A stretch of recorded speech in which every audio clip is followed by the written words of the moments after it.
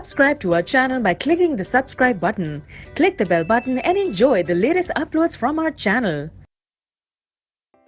Next question is, 3 coins are tossed simultaneously 200 times with the following frequencies of different outcomes. 3 coins को हमने 200 times बार बार toss किया and उनकी outcomes का हमने एक टेबल बनाया. 3 heads आए 23 times, 2 heads आए 72 times, 1 head आया 77 times एंड 0 head आया हमारा 28 times. If the 3 coins are simultaneously tossed again, you have to compute the probability of 2 heads coming up. 2 heads की probability हमें निकालनी है. Let us see. सबसे पहले हम ये देखेंगे कि 2 head की probability निकालने के लिए हमें क्या क्या चीज़ें चाहिए. एक तो total number of the outcomes and the number of times 2 heads come up. So first of all, number of outcomes of 2 heads in 200 throws. Total throws है हमारे पास 200.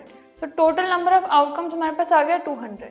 अब second चीज़ जो थी number of heads, number of times 2 heads come up. So it is equal to 72.